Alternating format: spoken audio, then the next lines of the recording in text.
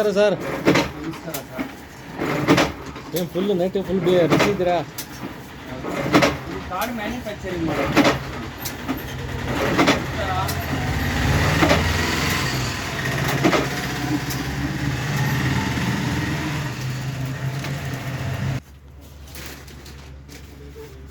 Sir ನಿಮ್ಮ ಹೆಸರು? ಪ್ರವೀಣ್ ಅಂತ ಸರ್. ಪ್ರವೀಣ್ ಅಂತ ಸರ್. ಯಾವರು ಸರ್? ಬೆಂಗಳೂರು. ಚಿಕ್ಕಪೇಟೆ. ಚಿಕ್ಕಪೇಟೆನಾ? ನೋಡಿ ಯಾವ ಥರ ಪ್ರಿಂಟಿಂಗ್ ಮಿಷಿನ್ ಇರುತ್ತೆ, ಯಾವ ಥರ ರೀಲ್ ಹೋಗುತ್ತೆ. ಸರ್ ಎಷ್ಟು ವರ್ಷ ಮಿಷಿನ್ ಸರ್ ಇದು? ಹಳೆ ಮಿಷಿನು ಸರ್ ಇದು ಬಂದು 50 ವರ್ಷದ ಹಳೇದಿದು. 50 ವರ್ಷದ ಹಳೆ ಮಿಷಿನ್ ಇದು. ಇನ್ನೊಂದು 2-3 ಐಟಮ್ ಚೆನ್ನಾಗಿದೆ. ನಮ್ಗೆ ಇದ್ರಲ್ಲೂ ಅಷ್ಟೇ. ಎಷ್ಟು ವರ್ಷದಿಂದ ಕೆಲಸ ಮಾಡ್ತಿದ್ದೀರಾ ಸರ್ ನೀವು? ನಾವು ಬಂದು 30 ವರ್ಷ. ನೀವು 30 ವರ್ಷ. ಮಿಷಿನ್ ಬಂದು 50 ವರ್ಷ ಆಯಿತು. ಇದು ಮಿಷಿನ್ ಬಂದು ನಮ್ಮ ತಂದೆ ಕಾಲದಿಂದ ಇದೆ. ಹೌದಾ? ತಂದೆ ಸುಲ್ತಾನ್ಪೇಟೆಯಲ್ಲಿ ಇದ್ದಿದ್ದು, ನೆಲಮಂಗಲದಲ್ಲಿ ಇದ್ದೀವಿ. Okay okay. ಚಿಕ್ಕಪೇಟೆಯಲ್ಲಿ ಇದ್ದಿದ್ದು, ಕಾಶಿ ವಿಶ್ವನಾಥ ದೇವಸ್ಥಾನದ ಹತ್ರ. ಬೇಕಂದ್ರೆ ಹೇಳಿ, ನನ್ನ ಕಡೆಯಿಂದ ಕಾರ್ಡ್ ಮಾತ್ರ ಕ್ವಾಲಿಟಿ ಸಿಗುತ್ತೆ. ತುಂಬಾ ಫೈಲಿಂಗು ಪ್ರತಿಯೊಂದು ಬೇಕಾದ್ರೆ ಡಿಸೈನ್ ನೋಡಿ. ಇದ್ರಲ್ಲೇ ನಿಮ್ಗೆ 10 ಕಲರ್ ಸಿಗುತ್ತೆ.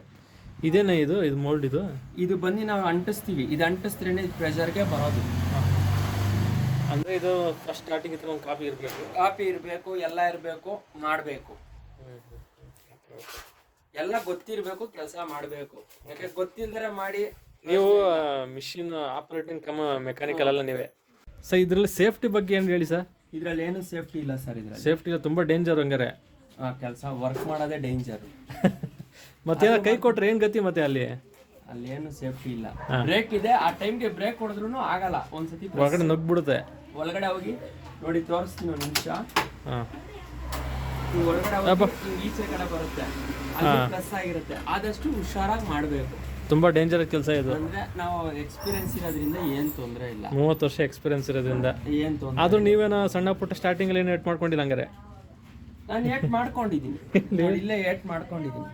ಅಯ್ಯಪ್ಪ, ಆವಾಗಲೇ ಹಂಗೆ ಟಕ್ಕಂತ ಎದ್ಬಿಟ್ಟಿರೋದ್ರಿಂದ ಏನು ತೊಂದರೆ ಇಲ್ಲ.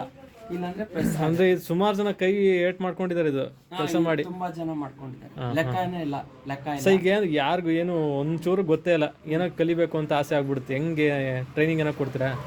ಟ್ರೈನಿಂಗ್ ನಾನು ಮಾಡೋದಕ್ಕಿಂತ ಮಾಡಬೇಡ ಅಂತ ಹೇಳ್ತೀನಿ. ಅಯ್ಯೋ, ಯಾಕೆಂದ್ರೆ ಕೈ ಹೋದ್ರೆ ಏನೂ ಬರಲ್ಲ, ಕಟ್ಟಿದ್ರೆ ಏನೂ ಬರಲ್ಲ ಸರ್. ಅದಕ್ಕೇನು ಬರಲ್ಲ. ನೀವು ಇದು ಇನ್ಶೂರೆನ್ಸ್ ಏನು ಮಾಡಿಸೋದಲ್ವಾ? ಇದಕ್ಕೇನು ಮಾಡಿಸಿಲ್ಲ ಸರ್. ಇದಕ್ಕೆ ಇರುತ್ತೆ ಇನ್ಶೂರೆನ್ಸ್ ಇರುತ್ತೆ? ಇನ್ಸೂರೆನ್ಸ್ ಏನಿಲ್ಲ ಸರ್. ಬಿಲ್ಗಳಿದೆ, GST ನಂಬರ್ ಇದೆ, ಎಲ್ಲ ಇದೆ.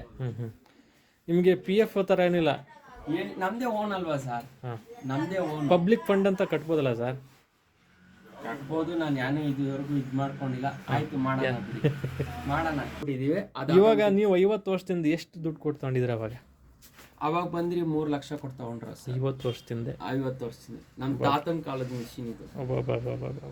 ಇವಾಗೊಂದಲ್ಲ, ನಾನು ಇವಾಗ ತಗೊಂಡಿಲ್ಲ, ಅವಾಗ ತಗೊಂಡ್ರಲ್ಲ.